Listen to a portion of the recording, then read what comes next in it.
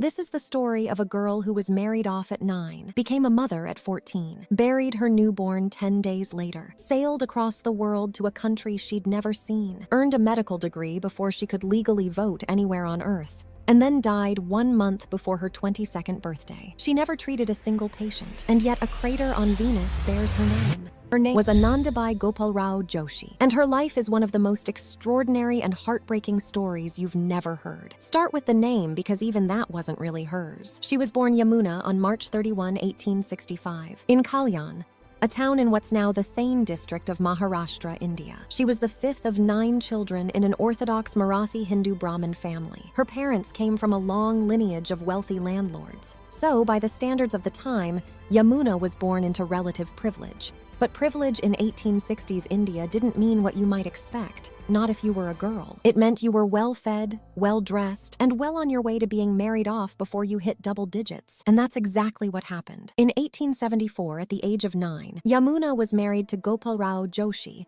a postal clerk 20 years her senior. A 29-year-old man and a 9-year-old bride. This wasn't unusual for the era, but that doesn't make it less disturbing. Child marriage in India was a systemic reality, not an exception, and its consequences were devastating for girls across every caste and class. Gopal Rao was a widower, and from the very beginning, he was a contradiction wrapped in a person. He renamed his child bride. Yamuna became Anandi, meaning the happy one. And in a time when most Indian men viewed their wives as domestic laborers, Gopal Rao insisted that Anandi learn to read. Here's where the story gets complicated, because Gopal Rao is not the hero he's sometimes made out to be. Yes, he pushed for Anandi's education. Yes, he was progressive by the standards of colonial India, but multiple biographical accounts describe him as domineering, obsessive, and at times physically abusive. One account describes him storming into the kitchen, finding Anandi cooking alongside her grandmother, and erupting in a violent rage, not because she'd done something wrong, because she was cooking instead of reading. Think about that. In a country where husbands routinely beat their wives for defying traditional roles, here was a man beating his wife for following them. His obsession with her education had a genuinely dark edge. So when we talk about who made Anandi the woman she became, we have to hold two truths at once. Gopal Rao opened doors for her that no one else would have, and he also caused her immense pain. At 14, Anandi gave birth to a boy. The baby lived for 10 days,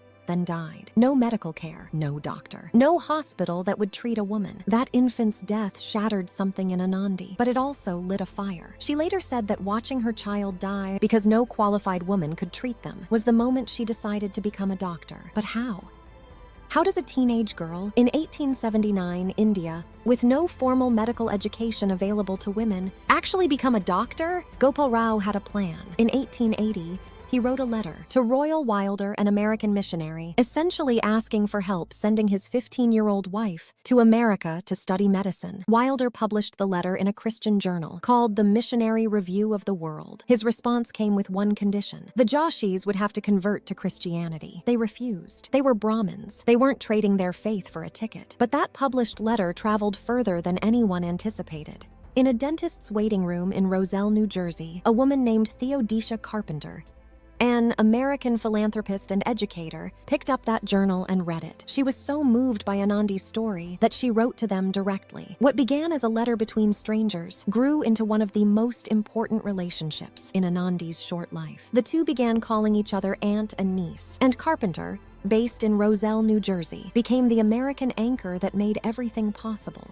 Anandi still had a problem, though. She needed to physically get to America. She needed money, and she needed the courage to do something no Indian woman had ever done. She also needed to survive the backlash. On February 24, 1883, at Serampore College Hall, 18-year-old Anandi stood up and delivered a speech that would change her life. She spoke about why India desperately needed women doctors, pointing out what everyone already knew, but refused to say out loud. Ladies, both European and native, are naturally averse to exposing themselves in cases of emergency to treatment by doctors of the other sex. Women were dying, she argued, because they would literally rather die than be examined by a male physician. Then she said something remarkable. I volunteer myself as one. She also anticipated every objection. When asked if she feared being excommunicated from Hindu society for going to America, she didn't flinch. Shall I not be excommunicated? When I return to India, do you think I should be filled with consternation at this threat? I do not fear it in the least. Then came the line that has echoed through history. The greater the difficulty, the greater our courage. Never let us desist from what we once begin. She was 18 years old. The public didn't share her courage. When word spread that Anandi planned to leave for America, crowds gathered outside her home and threw stones and cow dung. The idea of a Hindu woman crossing the ocean, the Kala Pani, as it was called, the black water, was considered spiritual suicide. She would be polluted. She would be ruined. She would be an outcast. She sailed anyway. On April 7, 1883, Anandi boarded a ship from Calcutta, arriving in New York on June 4, 1883, making her, by many accounts, the first Indian woman to ever set foot on American soil. Sit with that for a moment. An 18-year-old girl from a small town in Maharashtra who had buried a baby, who had been pelted with stones for daring to dream, now standing alone in New York City. Theodosia Carpenter was there to receive her, and she became more than a host. She became family. On June 28, 1883, Anandi wrote a letter to Alfred Jones, a member of the executive committee at the Women's Medical College of Pennsylvania in Philadelphia. It's one of the most powerful documents in the history of women's education, and almost nobody knows about it. She wrote, "To render to my poor suffering countrywomen the true medical aid they so sadly stand in need of, and which they would rather die for than accept at the hands of a male physician. The voice of humanity is with me, and I must not fail." Rachel Bodley, the dean of the Women's Medical College of Pennsylvania, enrolled her. This was the second women's medical program in the entire world, and it was about to welcome its most unlikely student. The challenges were relentless. Anandi had to master not just medicine, but the English language at a level sufficient for medical study, and the strain was so enormous that she temporarily forgot how to speak Marathi, her own mother tongue. The language she'd spoken every day of her life just vanished under the weight of absorbing everything in English. That detail alone tells you everything about the cognitive pressure she was operating under. Her health was also deteriorating. Philadelphia's climate hit her hard, and she contracted tuberculosis, her conditions steadily worsening throughout her studies. She didn't stop. In 1885, she was photographed at the dean's reception, alongside her classmates, among them two other women about to make history of their own, Kei Kami from Japan and Tabat Islambuli from Syria. All three were students together in that photograph, each on her own path toward becoming the first woman from her respective country to earn a degree in Western medicine. 3 women, 3 countries, 1 college. It's one of the most extraordinary confluences in the history of education, and it barely earns a footnote in most history books. On March 11, 1886, Anandi Gopal Joshi graduated with her medical degree at the age of 21. The president of the college declared, "I am proud to say that today should be recorded in golden letters in the annals of this college. We have the first Indian woman who is honoring this college by acquiring a degree in medicine." Queen Victoria herself, then also serving as Empress of India, sent congratulations. Anandi's thesis was titled "Obstetrics Among the Aryan Hindus," and it was quietly revolutionary. She drew on her own translations of Sanskrit medical texts and argued for traditional women's birthing knowledge over Western interventionist techniques like the forceps, bridging ancient Ayurvedic tradition and modern medicine, with a sophistication that scholars are still analyzing today. A 2024 paper in the Journal of Medical Biography revisited her work and her journey. As for funding, the Viceroy of India contributed 200 rupees. H.E.M. James, the Director General of the Post Offices of India, sent 100 rupees toward her passage, and she won a $600 scholarship. These weren't massive sums, but they were enough.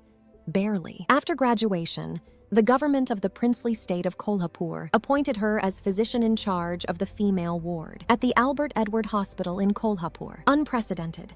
An Indian woman heading a hospital ward. Everything she had fought for was about to become real, but her body had other plans. On November 16, 1886, Anandi's ship arrived back in India. She was already seriously ill. The tuberculosis she'd contracted in Philadelphia had ravaged her lungs. And she was 21 years old. She had a medical degree. She had a position waiting for her, and she was dying. She never treated a single patient. On February 26, 1887, Anandi Gopal Joshi died in Pune in her mother's arms, 1 month short of her 22nd birthday. Here's the detail that will stay with you. After her death, her ashes were sent back across the ocean to Theodosia Carpenter, the American philanthropist, from Roselle, New Jersey, who had believed in her before anyone else did. Carpenter placed them in her own family cemetery at Poughkeepsie Rural Cemetery in New York. A headstone reads, Anandibai Joshi M.D., 1865 to 1887, first Brahmin woman to leave India for an education. She rests in American soil, not Indian soil. The woman who told a crowd she would go as a Hindu and come back to live as a Hindu lies permanently in a foreign country. There's a painful poetry in that. The legacy, though, is far from buried. In 1888, just a year after her death, the writer and social reformer Caroline Healy Dahl published her biography,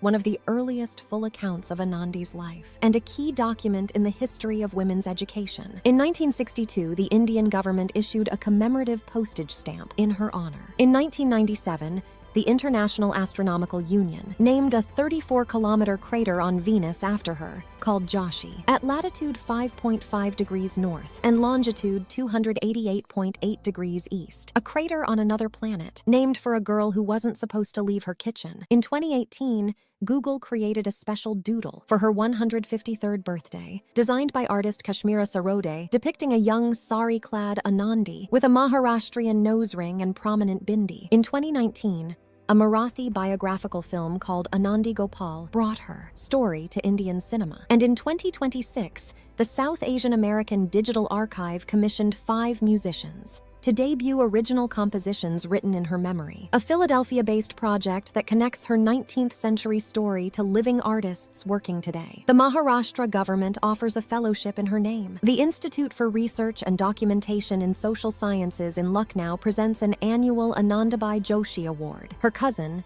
Pandita Ramabai, would herself travel to America and become a towering figure in Indian women's rights. One debate always surfaces around her name. Kadambini Ganguly graduated from Calcutta Medical College the same year as Anandi and actually practiced medicine for decades afterward. So who was really India's first woman doctor? Technically, Anandi was the first certified Indian woman to receive a degree in Western medicine, while Kadambini was the first to actually practice. Both titles matter. Both women deserve to be remembered, but the fact that Anandi never got to practice, that she earned the degree and then died before she could use it, is precisely what makes her story so devastating. She crossed an ocean. She endured abuse. She buried a child. She fought off mobs. She forgot her own language. She defied an empire's worth of expectations. And she accomplished all of it before she turned 22. Then she was gone. There's a line from her letter to Alfred Jones that keeps pulling me back. The voice of humanity is with me and I must not fail. She didn't fail. Her body failed her, yes, but she didn't fail. Every Indian woman who has practiced medicine since owes something to a girl named Yamuna, who was renamed the Happy One and spent her entire short life fighting just to be allowed to help people. She was 22. She had a crater on Venus, and she never got to save a single life, except in the sense that she saved millions by proving it was possible.